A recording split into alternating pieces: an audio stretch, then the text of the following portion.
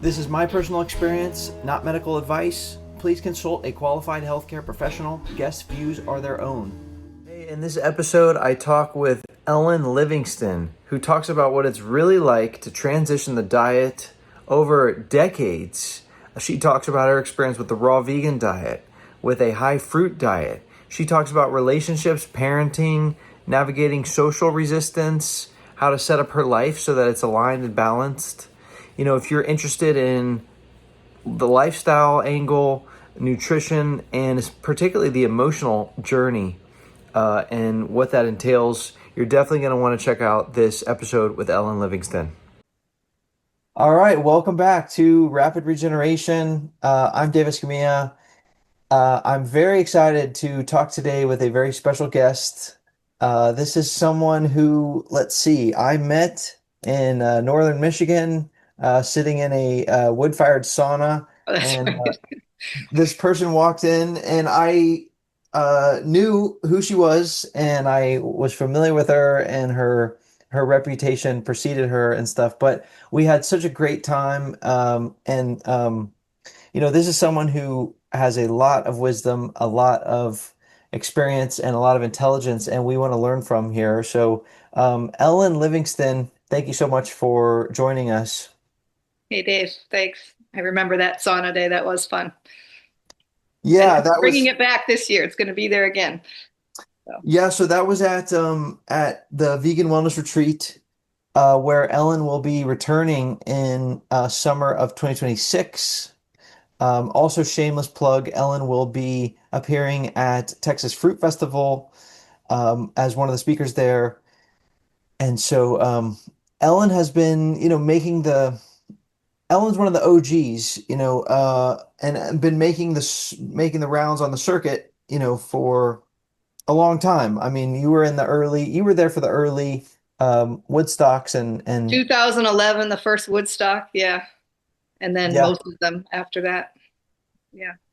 Um, so um, so this is really special, and so I want to, in case you don't know Ellen Livingston, Ellen is someone who is an example of um, taking control of your own self, empowering yourself and getting yourself out of crises, right? And transforming yourself in terms of health, in terms of emotions.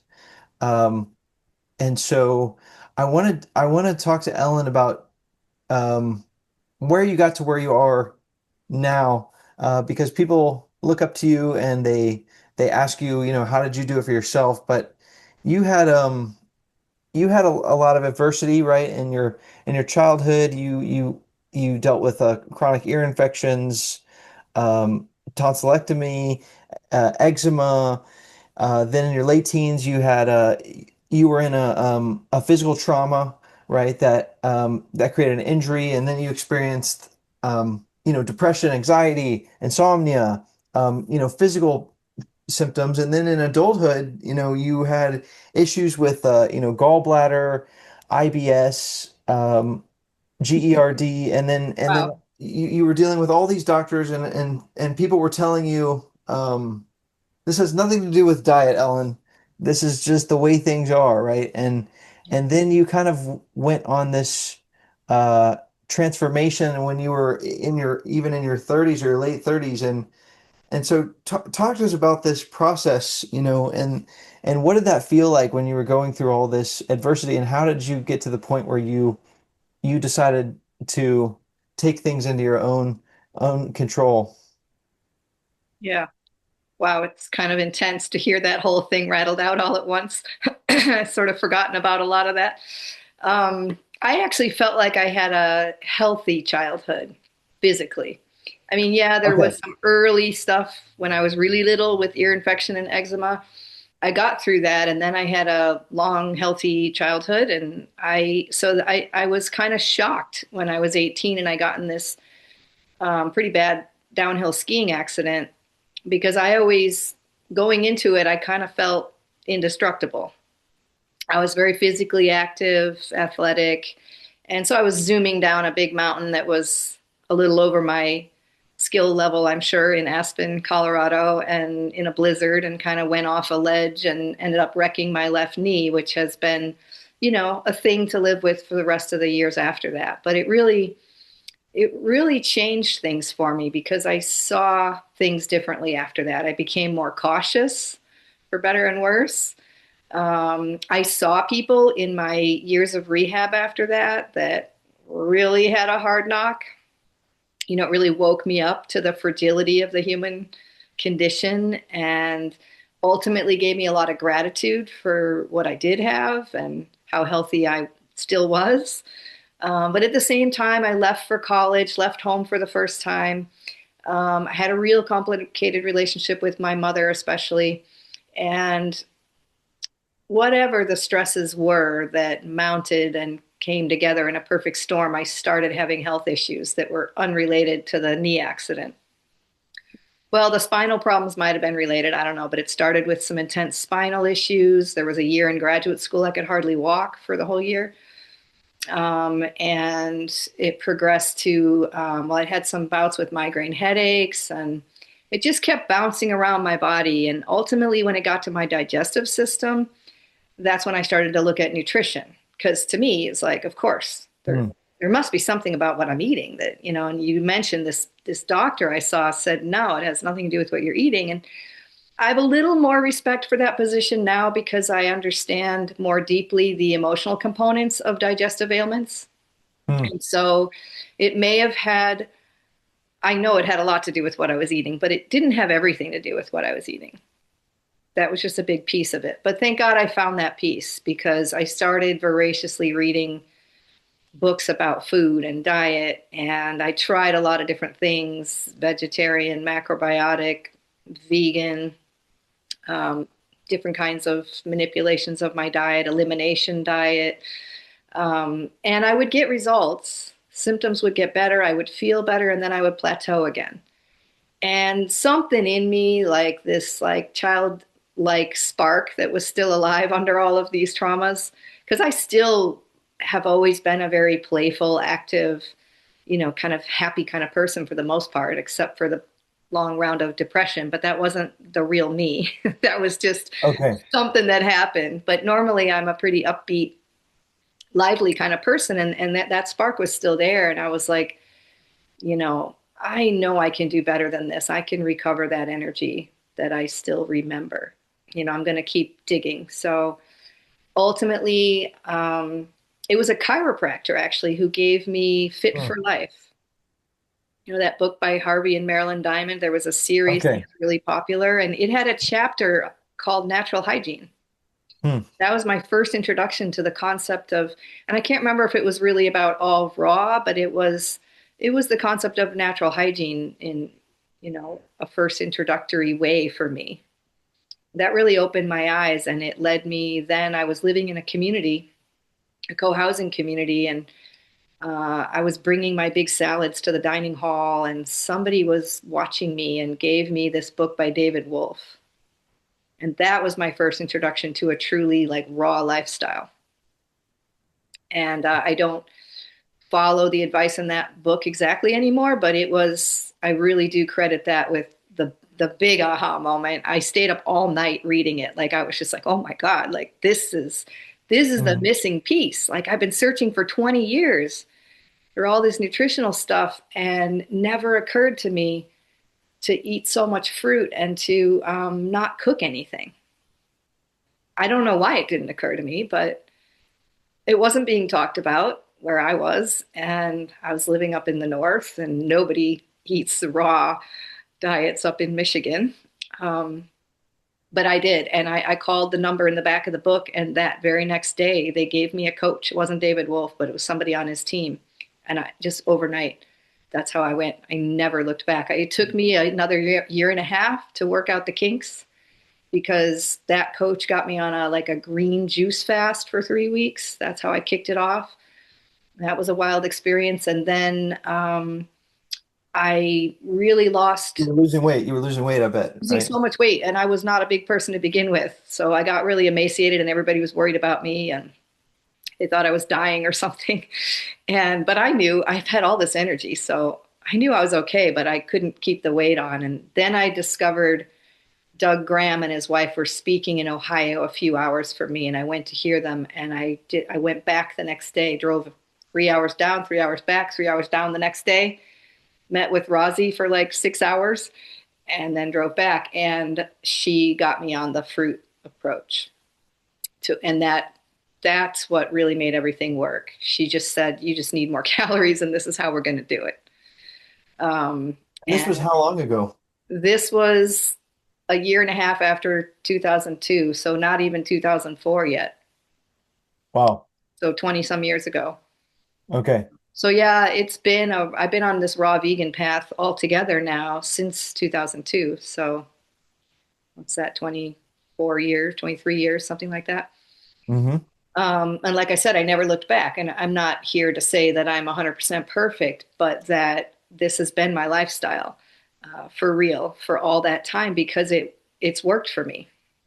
It's made me feel better than anything else did.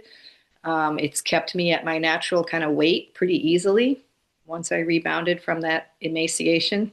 I went through a divorce, became a single mom, and I was glad for all the energy I had because I really had to. I was homeschooling three kids and running businesses and trying to keep it all together.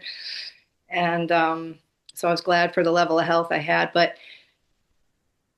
more than that, I mean, because I wasn't so worried about health anymore and I knew how to eat now and I wasn't worried about that, this whole other field of energy opened up for me that had me exploring all kinds of things in life and living in communities and building a yurt and having events and becoming a yoga teacher and taking people to Costa Rica. And I had this whole like 15-year adventure of trying on all these dreams that my idealistic self had been dreaming up. And I just did Mm. them. And so that was really great. I've heard you say something to the effect of a fruit-based diet, right? This raw vegan diet that you're referring to, that sort of a fast track that it doesn't solve everything, it reveals everything. What do you mean by that? I guess maybe the simplest way to elucidate that or illuminate that would be that fruit, especially the juicy fruit, but all fruit is really the easiest, most digestible on our system, right? And so when you don't have to spend so much intensive energy digesting, it's available for other things. So not only does it your body intelligently work to use that energy to clean up, to clean house, and to heal whatever needs healing. But after the initial phase of that, you've got that energy for living. And so it reveals the energy that is naturally your essence, right? Because you're not, I mean, if you don't sleep enough, you don't Yeah. have it, but you have to sleep to reboot. But then you've got this supply for the day, and which I'd like to talk about later is kind of an infinite supply, actually, even though sleep is very important. Once you tap into the sort of more spiritual level of your attitude and all of that, you can have even access even more abundant source.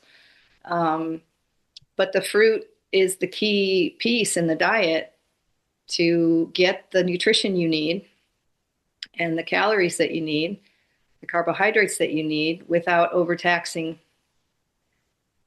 or using more energy than necessary. It's the most efficient way to eat, Okay. I believe. So it clears up bandwidth in Yeah. in our physical unit that we're carrying around Plus, to it's cleaned out now, so it feels lighter and clearer and better, and things work better, and you don't get congested, and your head feels clearer, lighter, cleaner, sharper. You know this, right? And so you have an advantage so energetically. so what is this infinite supply? Everyone that I know, they want to get more energy. What can I do to get more energy? I need more energy. Everyone's, looking to buy things and do lifestyle things and hire coaches and but everyone wants more energy. So what is this? What is this infinite supply? Is it energy? Is it how do we tap into it? You know, what is it? What is it? Well, maybe first things first, in a way that it is important to clean up your diet and lifestyle and your environment, because that's kind of a first step in freeing up, like we just said, your natural supply of physical and mental energy. It's hard to tap into that deeper source if you're all gunked up with uh, food that doesn't digest properly, or that's too taxing, or environmental stressors that are really irritating you all the time, every day, which could include toxic kinds of relationships and places where there's just negative energy around you, and you're participating in that. And so, that's been a process for me, learning that, and the impact that that can have on us. So, but in conjunction with that, it would be, I thought the food part was easy. I know that sounds weird to a lot of people, but to me, the food part was the easy part. It was like, oh, Mhm. there's the answer. Just tell me what Yes, to do, and I can do it, it's right? straightforward. It's straightforward. It's got steps. It tells you what to Hmm. eat and when and how much, and eat when you're hungry till you're full. Don't eat again till you're hungry again. Sleep when you're tired. That part makes sense. For me, it was the sort of insidious underlying complicated emotional piece that was much harder to grasp and um, master. Right, I'm still working on it, but I've done so much. So much of my inspiration has been to work on that piece, because the food gave me back my physical body and energy, but you can still drain yourself physically by Mm. draining yourself mentally. That makes Okay. sense, or emotionally. Yes. So if we don't get some level of decent mastery and poise with our emotions, we can really run amok. Because I heard it said somewhere, which it sounds accurate to me, that the two most draining impacts on our energy are digestion and the conduction of emotions. Hmm. So if you're finding everything stressful, or finding stress in everything, or letting everything get you down or make you sad or confused or overwhelmed, if you're constantly, receiving life in that way, it almost doesn't matter what you eat. It's going to help that you're eating the better food, but you're still going to take yourself down that Right. kind of You're gonna have emotional more, you're gonna have ruckus. more energy to be angry and jealous and bitter, but that it's still gonna be burning up all those units of energy. Or self-pitying, which is easy to do when you're dealing with chronic pain or injury or anything, that's challenging, right? That happens over and over, and feel like, oh, it's not fair. I eat my raw diet. I do everything right. How come I still have this or that? And that's a defeatist kind of mindset. I'm reading this really great book right now. Have you heard of this? No, so it's called Power versus Force, and it's by David R. Hawkins. He's hmm, actually an MD and a PhD, and the subtitle is The Hidden Determinants of Human Behavior. hmm, And it's got like this whole wonderful list somewhere. Here, I'll show you because I have it marked. I was working with it. This whole epic list of descriptive words. And on one side of the column is the power words, hmm. and on the other side is the force words. And or in other words of saying it, on one side are the words that put you in your personal power, Yes. and on the other sides are words that put you in your weakness. Okay. Right. Uh, Like so, for example, accepting would put you in your power, the good kind of accepting, versus rejecting, or okay. aware versus preoccupied. Challenged, you could say, is a more powerful way of conceiving of something than impeded. Yes. Sense? Courageous versus reckless, flexible versus rigid, Hmm. forgiving versus condemning. uh, free versus regulated, healing versus irritating. And there's a whole list. So sometimes just lately, because I've been exploring this book, and in fact, if you're interested in this, I wrote a little bit about it in my Substack blog that's coming out on Sunday. Okay, When I get into something, I Ellen get into it. Ellen has a very active blog, Substack blog. Essentially every week you can find extremely Whatever's on my mind. interesting pieces. This is at ellenlivingston.com. Right. Um, and so, yeah, I've been playing with it recently with a recent challenge in my life. And I had this idea to go into that list and pick out, that's why I highlighted some things, pick out the ones that were relevant to me in that particular challenge to help me notice where I might be slipping into the weaker side. Because you don't even notice it at first. Um, how it's Yeah. taking your energy down. You got to really pay attention to what you're saying about your challenge, how if you have a challenge and everyone you run into, like your friends, you start talking about it again, it's easy to waste a lot of energy slipping out of your power, and giving the challenge the upper hand, right? So he's also got this map of consciousness that is the real work behind this, which is basically sharing or illuminating the idea that we have these sort of states of higher and lower consciousness. And Mm, they're like frequencies, right? And so everything below a frequency of 200 is the weaker states. And that would be things like shame, guilt, fear, anger, anxiety, apathy, what else? Uh, Pride, right? And courage is the turning point. That's the 200 level, and it goes up to like 700, which would mm. be enlightenment, like for the saints and sages, right? But 200 is courage, and that's the turning point where we begin to step into our personal power.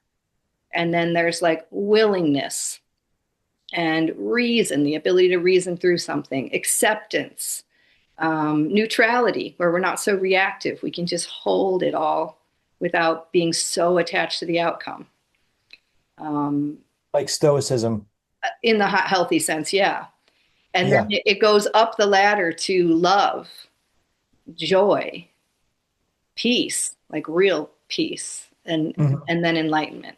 And enlightenment is at 700, I think so. or that's the highest one though. It's the highest one, right? And Uh-huh. it's very rare that anyone gets there. And in fact, it's kind of pathetic. What he claims is the average. Because Sure, sure. well, so many people on our planet are maybe not near you, but or near me, but so many people on the whole planet are still living in abject poverty. Yes. So they're in states of those lower states because they're just in survival.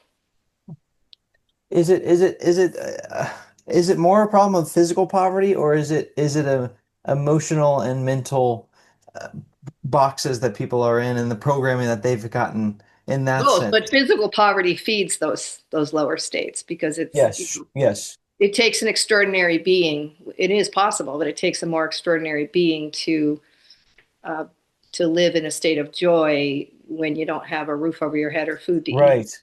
When you have physical You can't feed your danger, children, or yeah. right, insecurity, fear, these things are just constant pressures, right?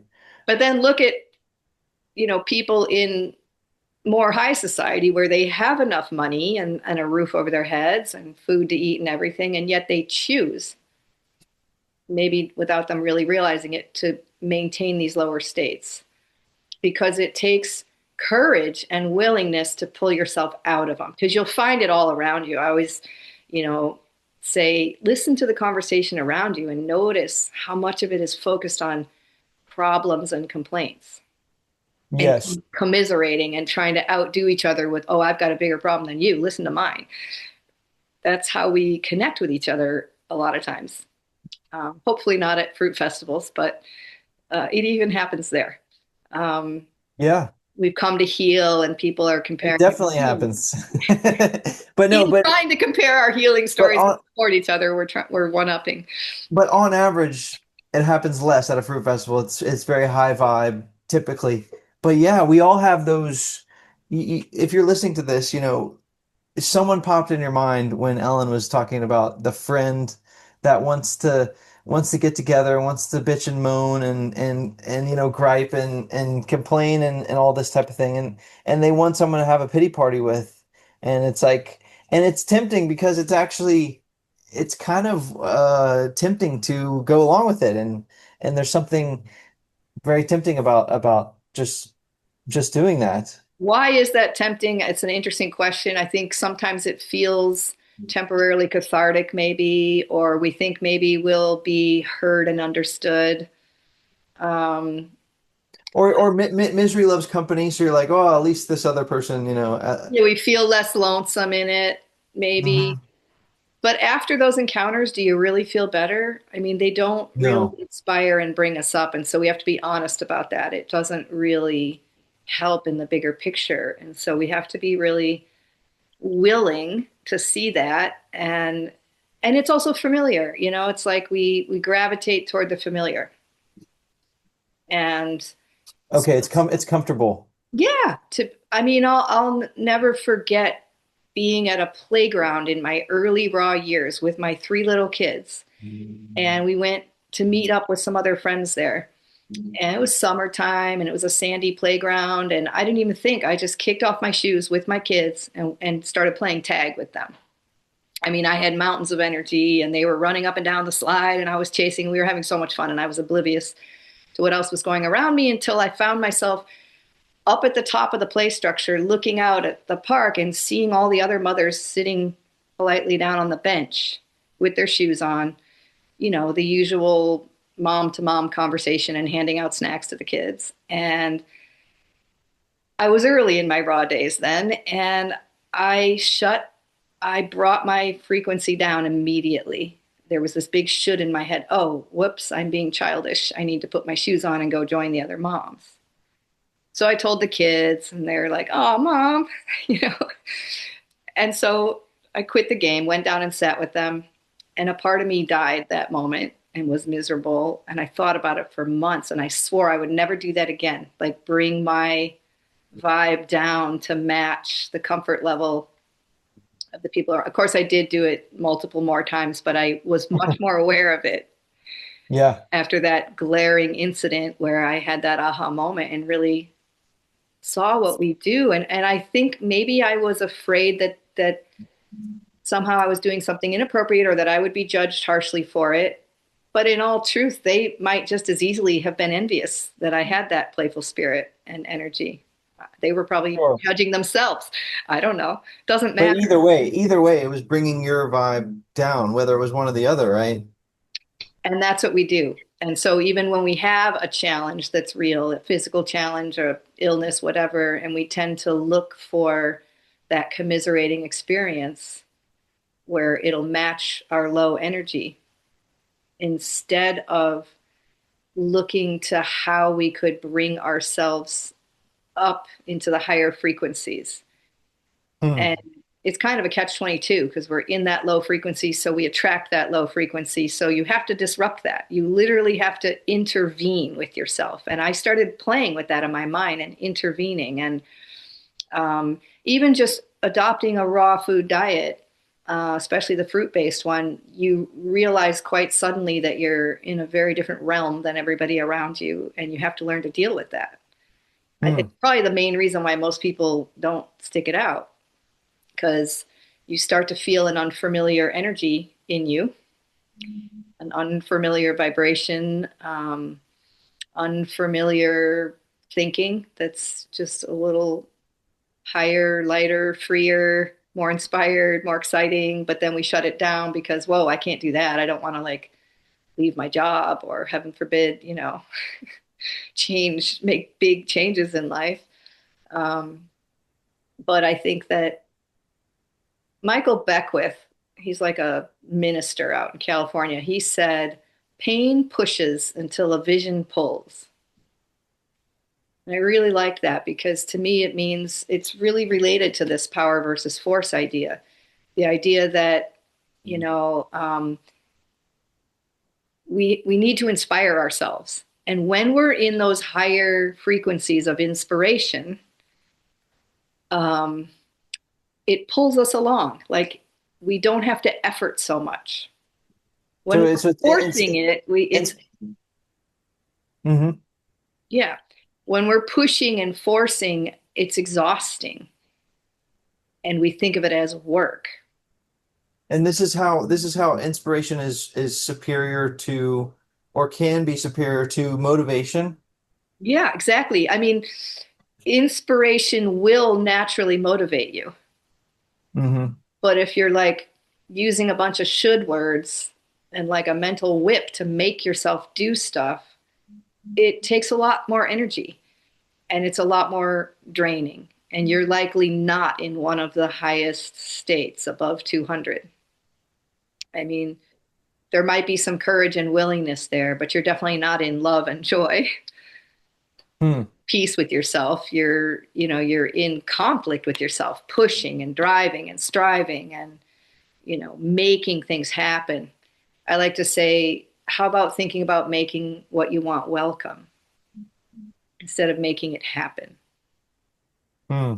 I mean, a simple like material example of that in the raw diet is people will say, well, I can't have pizza anymore. I can't have coffee. I can't have this. I can't have that. Can't have my favorite comfort foods. And instead of focusing on, you know, what the good things they're adding.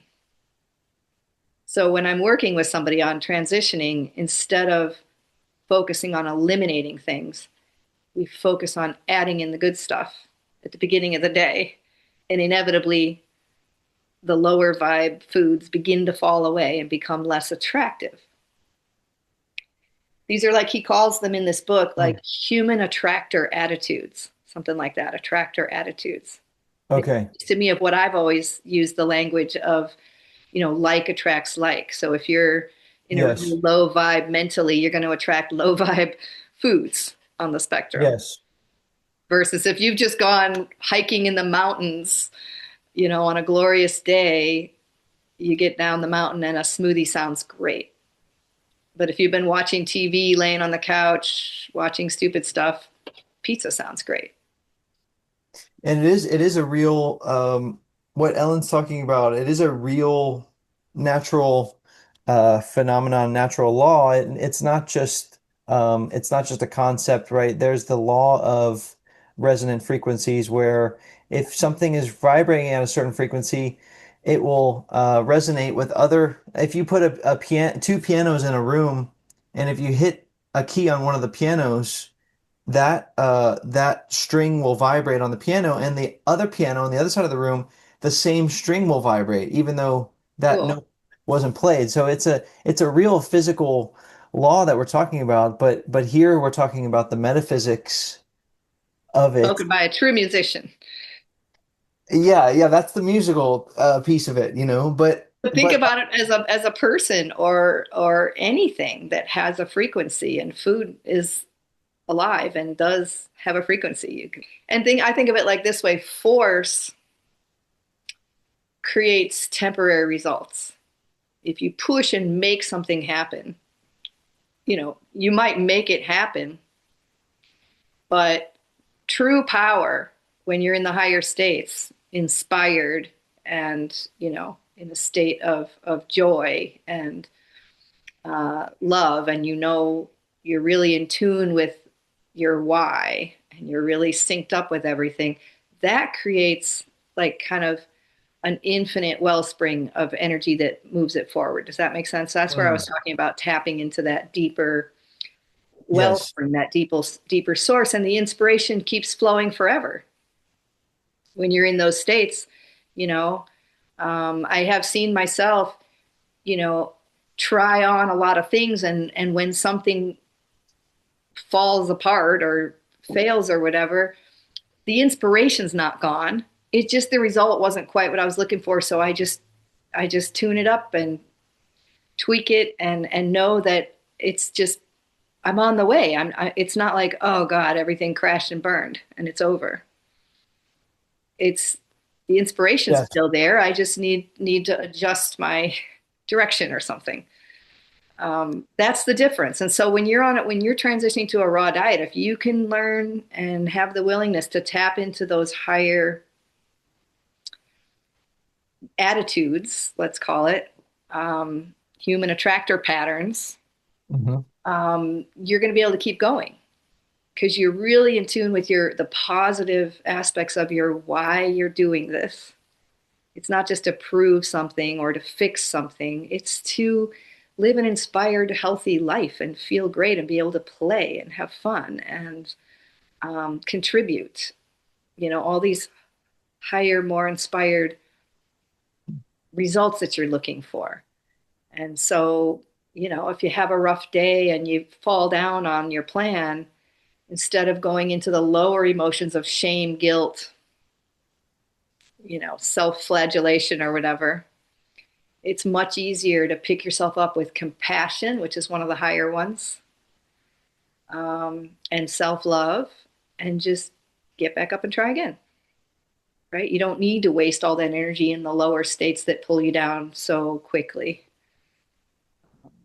And I'm not So, saying they're bad, they're just not needed. So when you find yourself in one of those, it's not our natural state. And so it's just an indicator that you've strayed from the wisdom and joy of your natural state. And so you can just note that hmm, and go, okay, like I have pulled away from my center. I'm feeling these really lower vibe things. This is not me. hmm. This is, I've gotten off course basically. And how can I re inspire myself back into courage and up from there? Does that make sense? It's not you. It's kind of a twisted up, aberrated, mutated version of yourself. But which happens to be the state that, a large percentage No, that's what makes it population hard.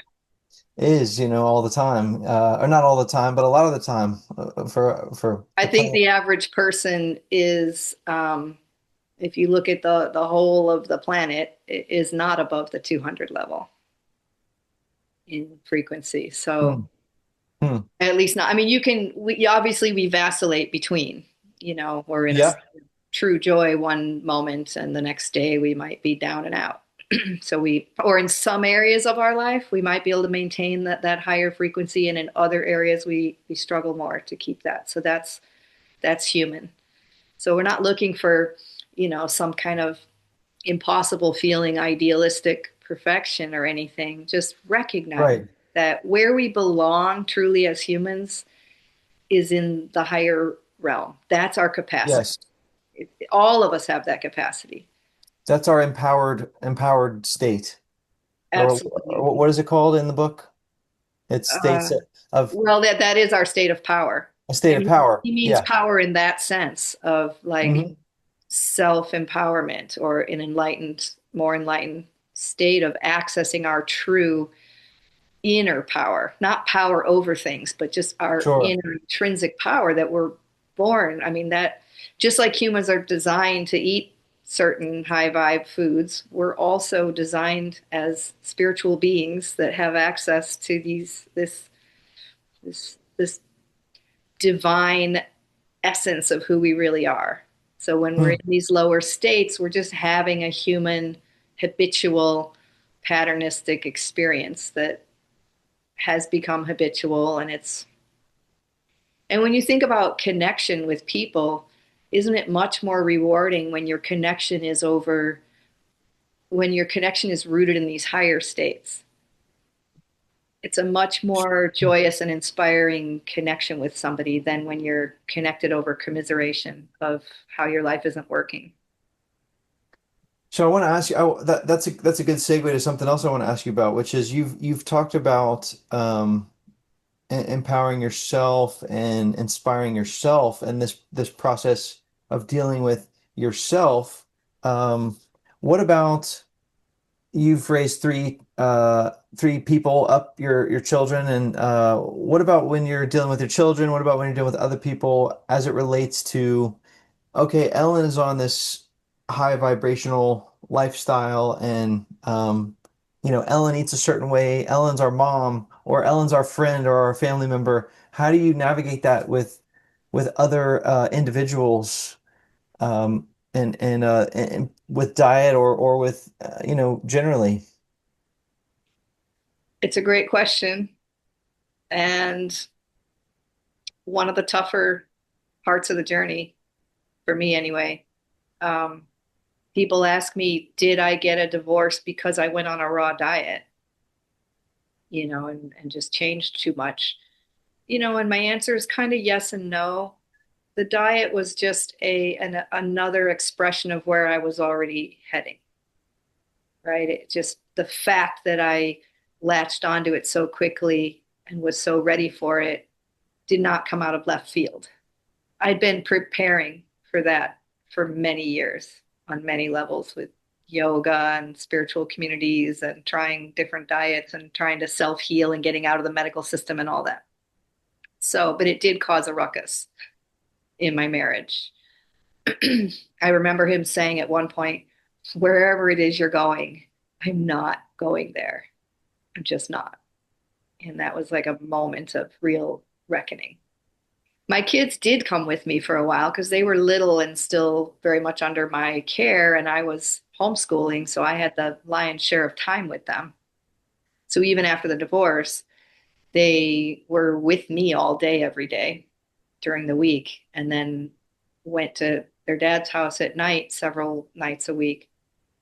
And I remember being concerned about that because we were in this one lifestyle with these raw foods and fruit all over the house and everything. And then they'd go to the other house where there was this really standard American diet and values. And there was nothing I could do about that.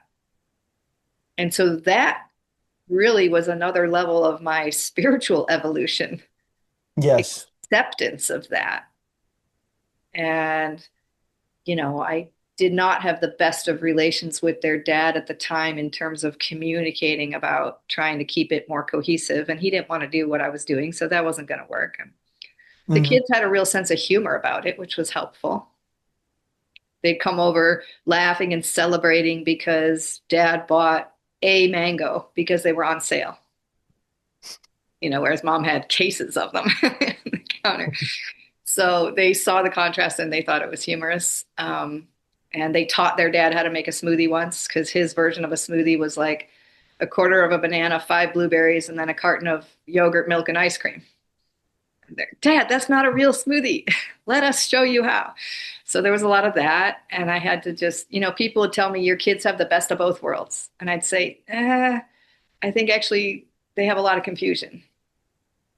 But what can I do about it other than, so I decided a long time ago the best thing I could do was happily model and continue what I was doing without pushing it on people.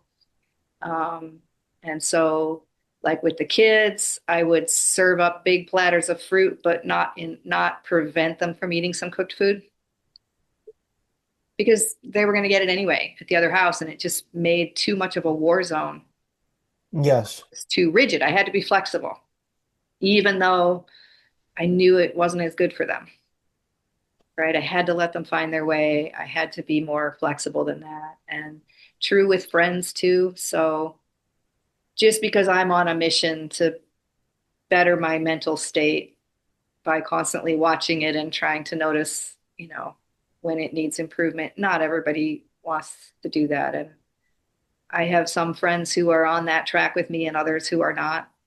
And you know, it's a conscious decision to have compassion for those who want to stay stuck in the negative emotions, who want to make everything into grief and tragedy and trauma. We all know people like that. Um, and it's just as soon as one bad vibe ends, another one starts, and it never quite gets good. But I've also noticed a significant amount of relationships falling away Hmm. just because the frequency got, the distance got to the point that it just wasn't where my energy was naturally gravitating it. Why do you think some people don't want to go there, or they see what someone's doing like yourself and they're holding back and not feeling that calling? Because it happens with, most people. I mean, I don't want to overgeneralize. Everyone is on their own unique individual journey, right? But is it just the fact that I find a lot of people get drawn into um, a more extreme, for lack of a better word, diet because of some adversity. That's in the case of my story, getting extremely sick, at 22 and going through 4 years of hell, and like I was desperate for a change. I was willing to do anything. But if I'm experiencing just generally okay health and I feel okay and I'm still eating the junk and I don't have any immediate consequences, then, why should I change? I mean, are people just kind of like comfortable with the status quo, or how would you explain that dynamic that goes on? I do know that in my early days, I was so enthusiastic about what I was doing and what I was discovering that I wanted to like shout it from the mountaintops. And I know I scared some people off because I was just a little too exuberant with it. And it took, and I would be met with resistance often. Even Mhm. sometimes I'd go give a public talk and I'd get heckled by a couple of people, you know, and, so I learned not to take that personally and to recognize that everybody's on their own journey and that is to be absolutely respected. Um, their journey is their journey. Who am I to say that they should be at any different point on it than they are? For me, like you, I had to be down on my knees in prayer before I found the raw diet, like desperately seeking a way out of my pain and illness.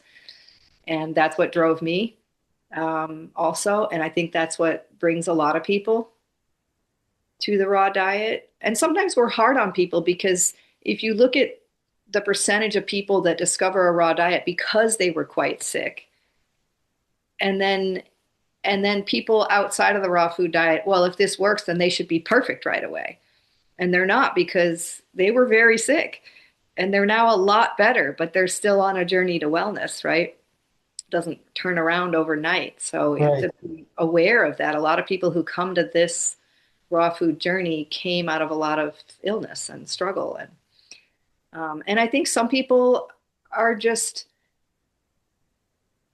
they're not ready to be in a seeking mindset. They're not looking um, to change. I think you somehow have to be looking, but it could be that you're perfectly healthy, but you find yourself, and this is what I like to see at the fruit festivals, you somehow find yourself there because somebody invited you and you got curious enough, even though you're feeling healthy and great. And then you get inspired by what more is possible. And you realize you're not as healthy as you thought. You realize you could be feeling even better and fitter, and or that your health, even though you feel healthy, isn't likely to last with your habits, and you realize that and you want to invest in your future, your long-term health. And it still takes a certain mindset, but I think healthy people with that are ripe with the mindset to be open to expansion. You have to be open to expansion, to want to grow. If you just are, and why would somebody shut down growth?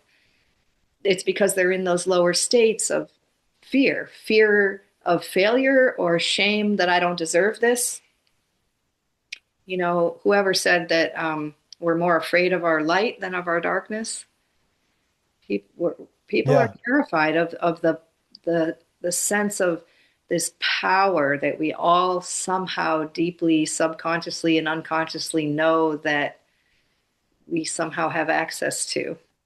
Like in one of my talks, I do an eye gazing activity where people silently gaze into a partner, a person next to them, eyes without speaking for a minute or two, and that brings up a lot for people. It's a powerful emotional experience for because we're not used to doing that usually, and it taps us into that sense that there's a power beyond, beyond the Hmm. way we live, and we're scared of it unless we're inspired by it.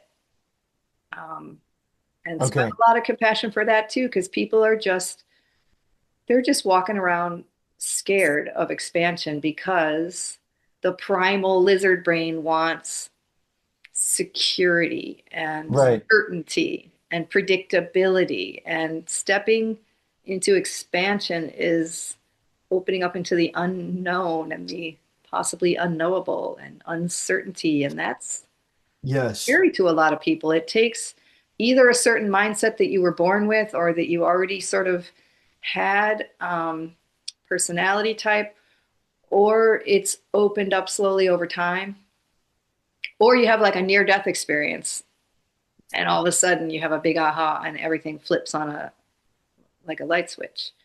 Um, Yes. I do have a term I call flipping the switch because I discovered in my 20s when I was experimenting with my brain that if I looked at everything from a different perspective, it all looked different.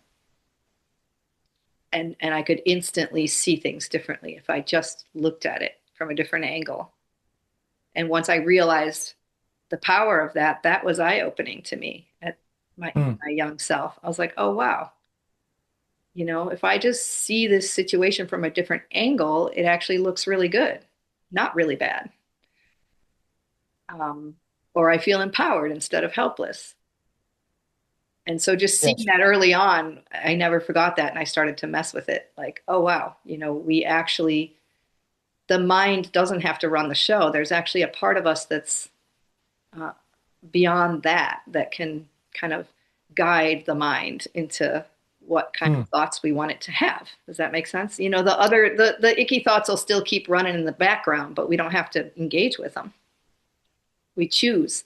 We learn that we can choose which ones of all that monkey mind stuff that's flowing through we want to go, oh, there's a good one. Let's Yes. engage with that one. Oh no, that one I don't need anymore. Let it go. And and the monkey mind, and you said the lizard brain, and there's this part of our brain, the amygdala, right? That's what Ellen's referring Primal. to the listener, right? And it's hardwired to avoid avoid danger, right? And Keep avoid. us safe. Yeah, yeah, and it evolves from animals and creatures that, right, they're trying to avoid physical violence and certain death. And so they're but as a result, someone might become very conservative in how they approach life, and I'm going to play it safe. I'm not going to take this big risk, and different scares people, and I'm not going to do something And that's too different. ironically, that kind of safety is not the real security. The real secure. Hmm. People used to ask me like, how do you stay grounded on this fruit diet? They're like, I just feel like I'm going to float away when I eat that much fruit. And they say I have to eat some cooked foods to like keep me grounded, or some nuts or something heavier. And so I Hmm. started thinking about, well, what do we mean by grounded? Because if you mean numbed and comfortable in that sense, um, that's kind of a false groundedness. It's a false sense of security and safety versus placing your source of grounding in the capital S, like the knowing of the self, right? Sovereignty, like knowing your resourcefulness, knowing your own self-love and independence, your ability to trust your own intuition, to guide yourself, to take care of yourself, to have compassion for yourself, to have your own back, to be your best friend, to be there always for yourself, to never abandon, or give up on yourself. to never bail on yourself. That's the real security, right? Because relationships disappear, people die, jobs get lost, houses burning up. I mean, whatever. These are things our health status changes, even when we're doing everything right. Um, these are things that if we cling to that as security and groundedness, we're actually in a pretty fragile Hmm. uh, situation, right? And it makes us fearful Yes. and clinging to these securities because we know they could be lost and we don't want that to happen. But if you can get to the state of, what I was just talking about and have that be more of your sense of security, then you're much less attached to any outcome and you have much more resilience and feeling like whatever happens, I can find my way. I'll find another opportunity or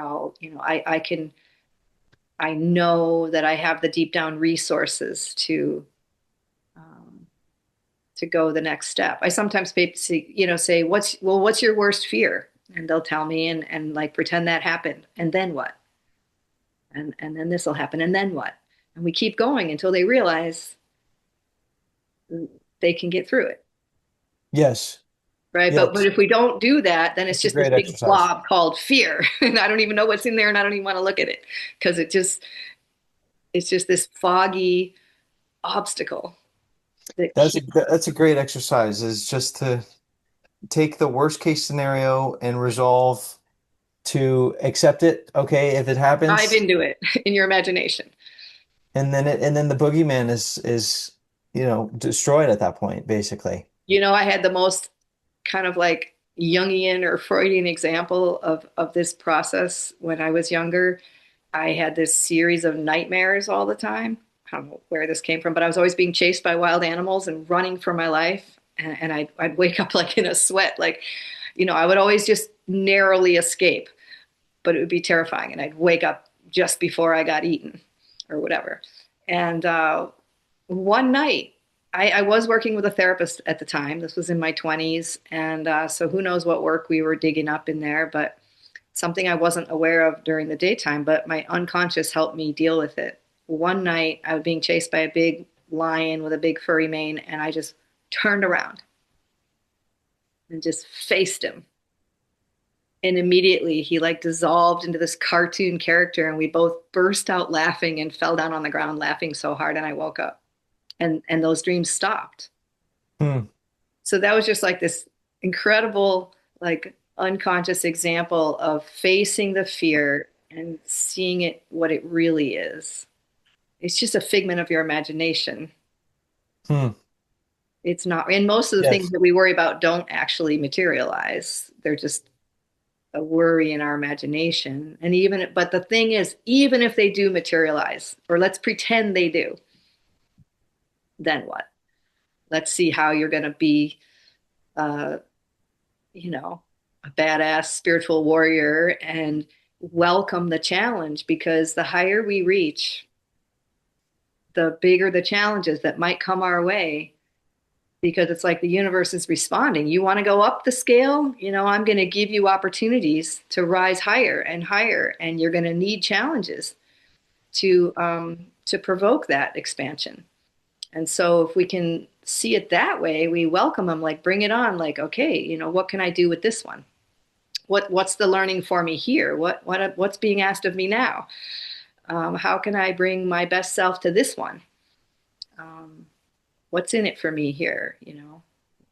What might be possible uh, if I could walk through this one? Say what I'm saying, rather than seeing them as the universe being unfriendly and trying to like give us a face plant. Yes. You're the individual's taking control, putting control back to themselves, empowering themselves. Yeah, maybe this And challenge is actually a gift, and maybe I just don't see what the blessing is yet. But if I trust in a friendly universe that's giving me gifts to help me grow, and if it's a really hard wow. one, then if I can trust, well, I must have reached the level where I can handle a really hard one, or I wouldn't be given it. So here we go.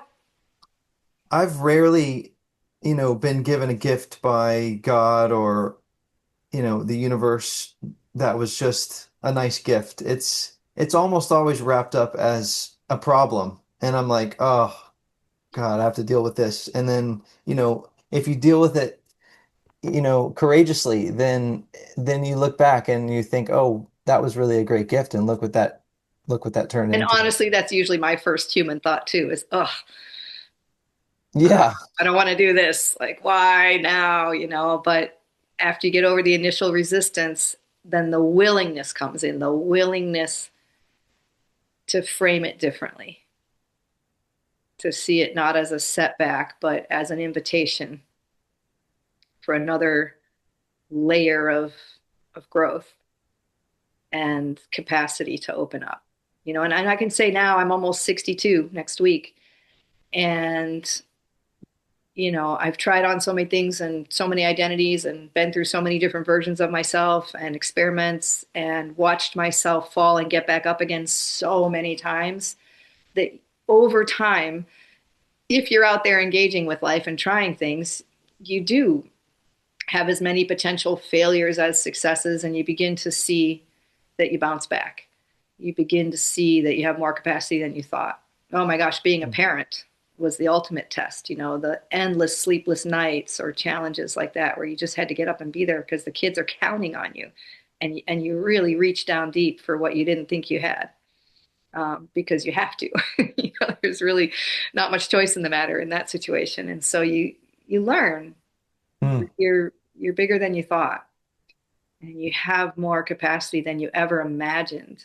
And then the next challenge is that much you bring that much more wisdom to it because you've made it through stuff before, Hmm. even when you thought you couldn't. So you're not supposed to feel ready when these things are brought I to think you. if there's no fear or resistance coming up, it's probably not a real challenge. Like you're not really about to engage in something that really matters. When it really matters, when it's really meaningful, when it's really life transformative, it's probably going to evoke some of those big, whoa feelings. If it's easy, Yes. if it's just easy, that's nice and it might be useful, but it's probably not going to be your biggest growth spurt. Right. And we don't always need to have giant growth spurts every day. We do get to, I think of it as like our growth is kind of like we ramp up, we're on a learning curve, and then we get a chance, hopefully, to level out, and that's normal. And then when we've had enough recovery time, we'll go up again, right? I Yes. mean, sometimes the challenges come too fast and we don't get enough recovery time, and that can be dangerous because we might have to like protect a recovery time for ourselves somehow by making a change that allows us that recovery time. So that's like getting to know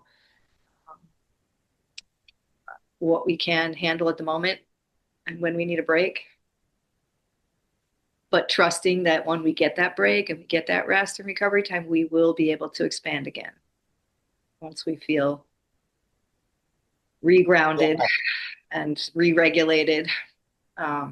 I have a highly sensitive nervous system I had to learn, and that's been quite the challenge in learning about myself because I can be quite extroverted, even though if you test me, I always test introverted because that's how I recover. But I often act extroverted and then I wear myself thin, right? Or my highly sensitive nervous system is picking up stimulus, so much stimulus and processing so much so rapidly that I have to remember that I need a fair amount of solitude and quiet time just to do that inner processing. And if I don't give myself that, I tip over. My nervous system gets really unregulated, and I had to learn the hard way what is required for me to get it back into regulation and how important it is to protect the space to do that.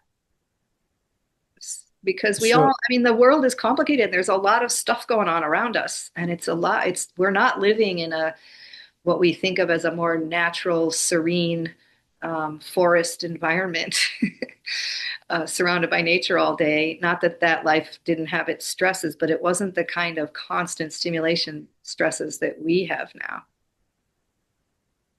you know. So you talk about creating a lifestyle that's a for yourself personally, that's like a river a river that flows, creating a framework for freedom. So how do you regulate that for yourself to keep your nervous system regulated, but still function in the everyday world as well? That river image came from a book I read like 5 times called Goal Free Living by somebody Shapiro. Anyway, he talked about the difference between a river person and like a type A person. Hmm.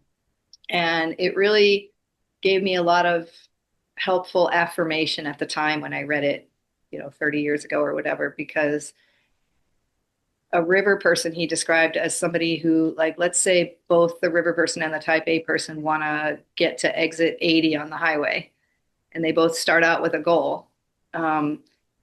And the type A person is going to like stop for nothing but a quick bathroom break and get there, get to the destination. The river person sees other interesting things along the way and might take some detours.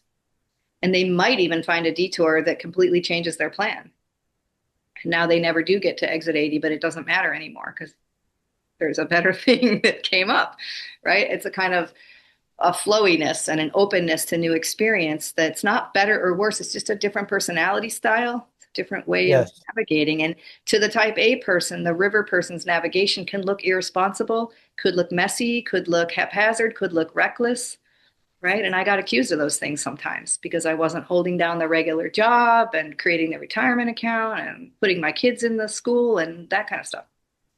Um, and so learning that about myself and how that also helped me deal with my high sensitivity because I do much better if I have a lot of flexibility to kind of flow with the day, with whatever's coming up in me, rather than having a rigid, got to be there at 8 o'clock, and then you got to do this whole stack of things by 5 o'clock.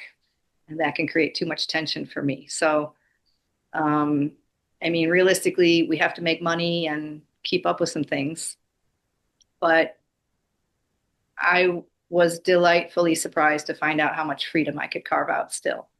Hmm. And by homeschooling, I mean, I had the kids with me, so that was a responsibility, but we unschooled without a curriculum. And so that's kind of how I've been living my life too. It was brilliant. Like I I don't know where it came from, but I trusted that they would unfold into these beautiful human beings if they weren't too encumbered with schedules and curriculums that were handed down arbitrarily from who, where, what, when, why do we need to know all that stuff when you're 8 years old? So we just did an interesting life and we flowed with it. And every morning we'd wake up and decide what we wanted to do. Right. And that's how I ideally like to be. Um, And did they unfold nicely? beautifully, beautifully. They're all independent people. They have all of them are in nice, healthy relationships now in their 20s and early 30s. Two of them are married and have kids now. Um, and none of them works a traditional office job, interestingly.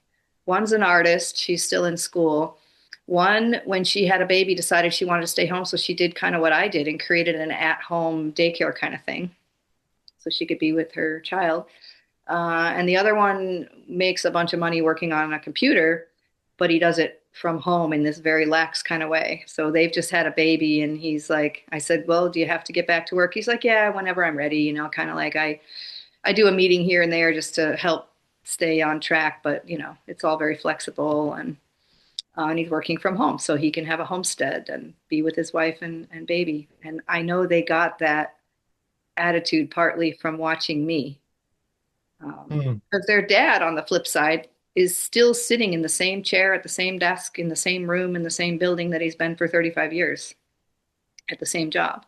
And he has the big retirement account, the security that I don't necessarily have, but he paid a different price for that. But he doesn't complain. He likes the structure. Hmm. So, like I said, it's like really getting to know yourself and what Yes. makes you tick. And if you're the person who thrives on, my mom thrives on chaos and crisis, I swear. Every time one is over, there's another crisis that she's always having to rush off to. And Hmm. we finally all realize that's just how she ticks. She's 85. She's never going to stop doing that. That's just her way. Um, but if you're doing that and you're constantly tipping over and recognizing this doesn't fit with you, then it's like, oh, I'm stuck in a pattern that's not actually coherent with who I really am. Took Hmm. a long time to realize that because I grew up in a high performing family with um, professional, highly academic parents. And there was a lot of pushing to go to Ivy League colleges and follow a certain track. And I did Hmm. drop out of college at one point. And I remember my father saying, "You should not have dropped out because you're getting off the track." And that was one of my moments of standing up for myself. And I remember yelling, "Whose track are we talking about?" And slamming the door on my way out of his office. Um, yeah, whose track? Who are you living for? What are you doing? Who are you doing what you're doing for? Whose pattern are you living in? Is it yours? Or is it something that you absorbed? Was it imposed on you? Um, because we have Hmm. a lot more agency than we give ourselves credit for. I remember reading at when I first started coaching, and I was talking to people every week, 4 weeks of the month, and it was pretty busy. And I saw this woman who had this thing called the Freedom Calendar, and she only did 3 weeks of the month, and then everybody took a week off. And I was like, brilliant, I'm doing that. And it was great. It was good for my clients too, because they got a week to like just sort of like not get too dependent and catch up on the stuff we've been talking about. And then we come back fresh. And it was just sort of like a nice lesson for how to. Uh, it's all so arbitrary. Even the calendar and the clock are arbitrary. Like, where did all this come from? Is that really? The Romans. Yeah, right. But we've all just adopted it as this is the way it is. And you have to eat breakfast at 8 and lunch at noon and dinner at 6 and go to bed at 9 and whatever. It's it's so arbitrary and it's just become habitual, most of it. And a 40-hour work week, who came up with that idea? So, it's just you need to, have the money you need to do what you want to do in life. Yes. I prefer to live simply relatively because there's less pressure on me to um, figure out how to earn a whole bunch of money. Um, so it's kind of a Yes. voluntary simplicity because it frees up my time and energy. I like it that way, but not everybody would like that. They want more things, more fancy things, or more vacation trips or whatever. Um, I remember asking my sister once, if it was your last week of life, what would you do? And she didn't even miss a beat. She's like, travel the world again. Just get on a plane and travel the world. She's like, what would you do? And I was like, like I would walk barefoot on the sand. I would watch the sunset. I would hug my children. I would sit with the butterflies. And I was like, yeah, oh yeah, that's what I'm doing. It's not a right or wrong or a judgment. I just really noticed in that moment that I did not have the same drive to fill the time with all of that running around. Like to Hmm. me, the highly sensitive nervous system, there was a lot going on right in this square foot of ground, right? If I would be present and pay attention. Yes. I didn't need much fancy. I just needed to be present. Hmm. So, we're talking with Ellen Livingston, um, who's one of our great speakers at Texas Fruit Festival. Um, First time this year. I'm excited. First time we're gonna have Ellen Livingston in Austin, Texas. That's April 30th through May the 3rd, 2026. All the details are at texasfruitfestival.com. Make sure you're checking out Ellen's writings, her Substack at ellenlivingston.com. Ellen is also a coach. You can reach out to Ellen. You can work with Ellen. Um, as we close out here, talk to us, Ellen, about the concept of magnet words and A life statement. Mm. What does that mean? Little techniques I've picked up along the way. Um, the life statement idea, it was actually came from Frederick Patenaude. I don't know if you've heard of him, but he was a raw leader a long time ago. Not sure what he's up to now, but I went to one of his retreats in Costa Rica, and he had us write this life statement. And the one I wrote has kind of stuck with me forever as a kind of, it was, I'm a beacon of, at the time I said, I'm a beacon of truth for others as I joyously live and share my dreams of health and freedom. Beacon of truth, beacon of light, beacon of love, whatever. But the idea that I was kind of accepting this leadership role that I was being given to be that beacon, to model, by sharing what I was doing, by bettering myself and sharing it, um, but in the process, living my own dreams, not forgetting that. And there were times when I'd go out and give talks and try to share my inspiration, and then I'd be frustrated because people weren't getting it, like they weren't doing it. They weren't doing the raw diet and really taking it on. And I'd be like, what's the point? Why am I out there? And then I would just lie there and stare at that statement. I'd be like, okay, I don't know who my message is for, but I have one. Just get out there and speak it and live it and be it. And don't worry about the result. Don't worry about who picks it up and who finds me or who finds it. So that really helped me. But for anybody to have a life statement, it could be as simple as peace, but you remember that and that directs your choices. It's like saying to yourself, this is the meaning I want to bring to my life. This is what Mhm. I want my life to be about, at its most Mm. basic uh, level. Maybe it's a life of service. Maybe it's a life of self development. Maybe what you want most in life is to master a healthy relationship. It doesn't matter what it is, just that you have some conscious idea of a direction that you are planting for yourself so that it lifts you and inspires you forward and gives you something to grow for. The magnet words just helps you find your core values.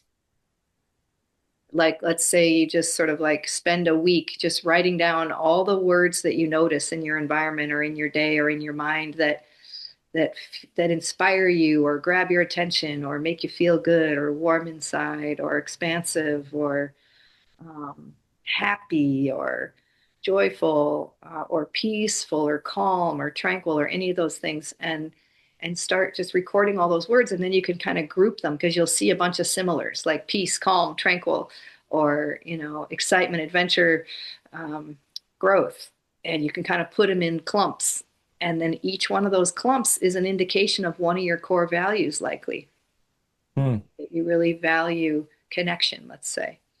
um, Not that we don't all, but you're going to have four or five or six really core ones that come up again and again for you that can be guideposts toward your life statement and toward, your sense of self and what you're here to do. What do you want to make out of your life?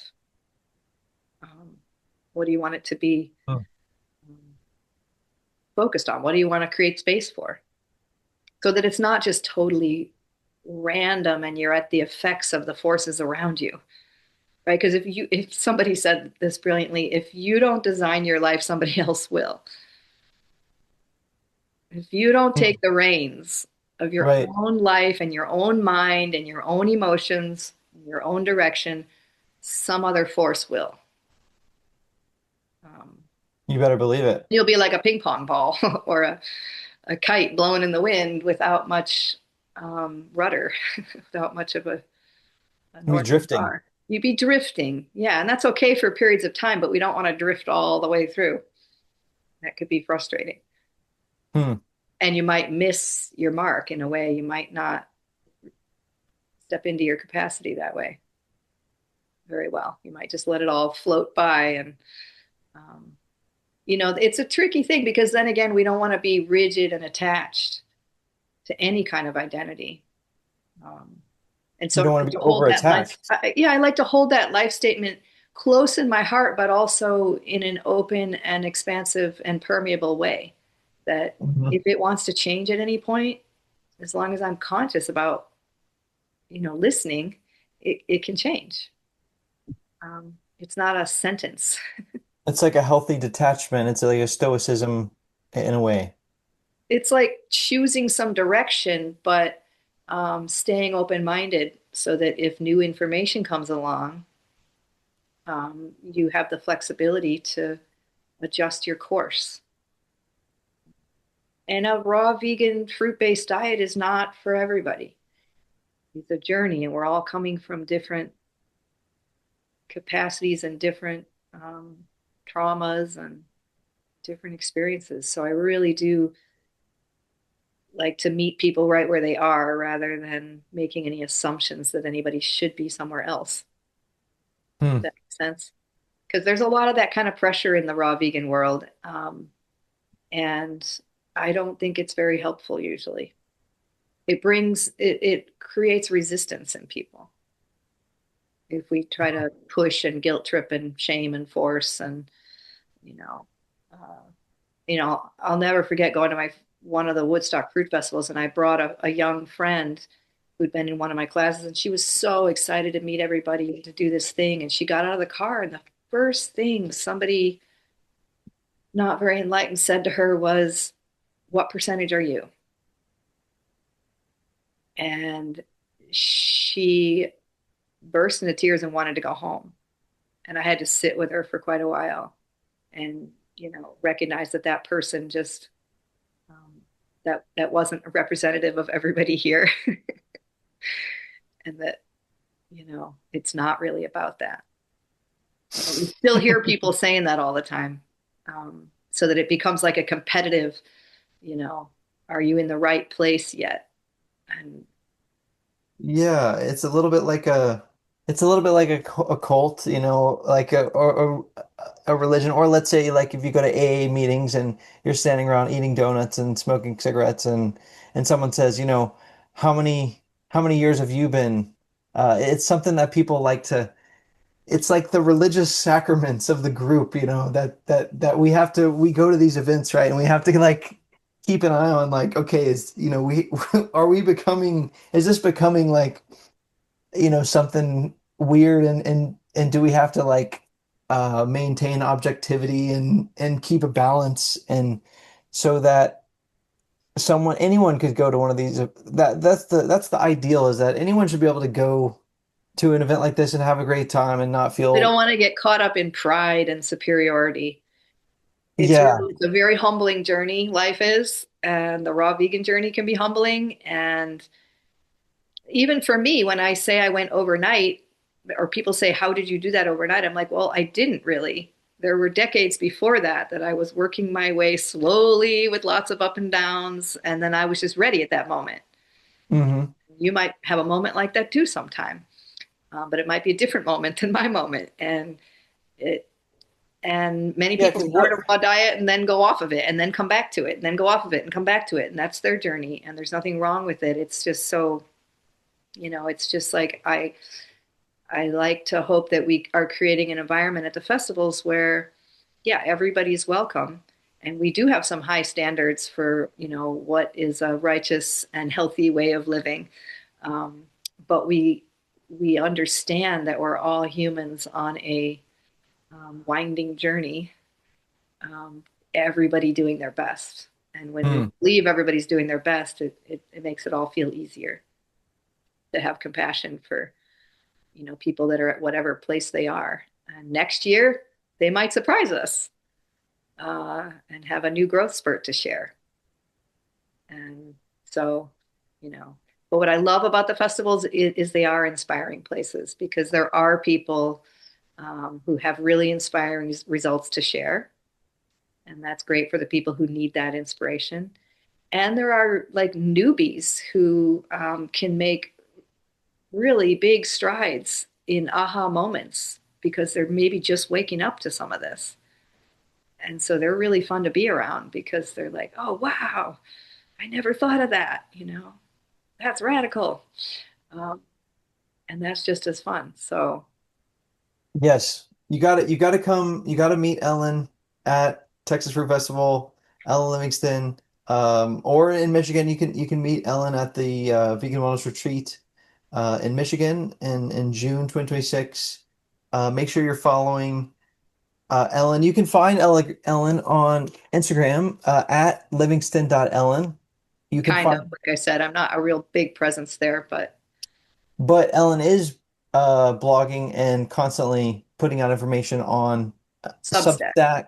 You can find that at ellenlivingston.com. Yeah. Um, Ellen, very grateful for your energy and your generosity to share this with the listeners. As my final question, what would be, what's one final guiding principle that you found for yourself that you would leave for the listener of Rapid Regeneration? Hmm. I would say self-compassion. You know, um, I that's been the humbling part of the journey to return to that every time things feel hard. Is compassion is a very high frequency, believe it or not. It's one of the higher Mm. ones, and we forget to apply it to ourselves. So that self-compassion goes a Is that like long. for forgiving yourself type of a feeling? Yeah, it's a compassion. It's akin to self-love. Hmm. But yeah, because we are going to stumble along the way, and compassion reminds us that we're doing our best and life is doable. It's kind of a gentle approach to the self.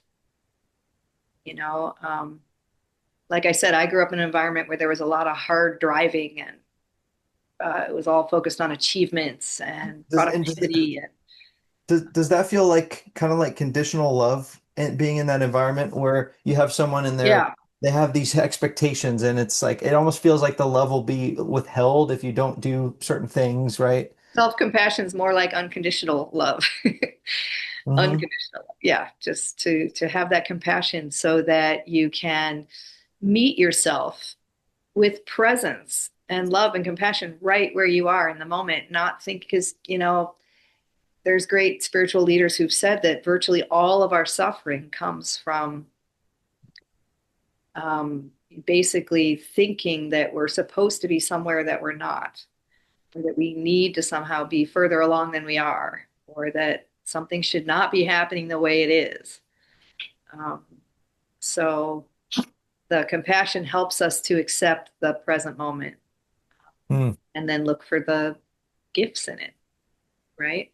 It takes away I think it's one of the power, uh, the internal power places versus force, where we're beating ourselves up when we don't do it perfectly or fast enough, or you know what I mean? So, and I think that's a good vibe to bring to these festivals where many people are trying on big new thoughts for the first time, and it's upending portions of their brain and their life, perhaps. And it's a big deal. And so we want to have a lot of presence and compassion with ourselves to just be here now and you know feel the love and compassion there. Wow. Well, once again, make sure you're following Ellen Livingston, ellenlivingston.com. Make sure you come out and spend some time with Ellen. We're also going to have a sauna and cold plunge Yay. at Texas Fruit Festival. So I'm sure you'll probably see Ellen in there. And so once I have again, one of those barrel saunas at my house now, Dave. are you serious? My son's it's not quite all it's almost it's hooked up, but it's not quite ready. My Oh, son's coming over this weekend to help me get it the last leg, and then I have it's a smaller one, but wow. big enough for like four people. It's right outside my back door. Oh my God. I said if I'm Amazing. gonna return to the Michigan winters, I got to have a wood stove and a sauna. So it's not my Wow. healthiest environment, but I'm doing my best to do what I can here and be compassionate to put my needs high up in the totem pole. And I want to thank you for apparently doing a really brilliant job holding down the fort for this festival that's expanding every year, I hear. Oh, well, my pleasure, Ellen, and I'm excited you're going to come and check it out yourself. And yeah, one final shameless plug to the listener. Yeah, it's great, all this virtual connection, but, experience it in three dimensions, and come out Texas Fruit Festival. And there goes Ellen Livingston. Ellen, thank you so much again. See you in a few months. Thanks, Dave. See you soon.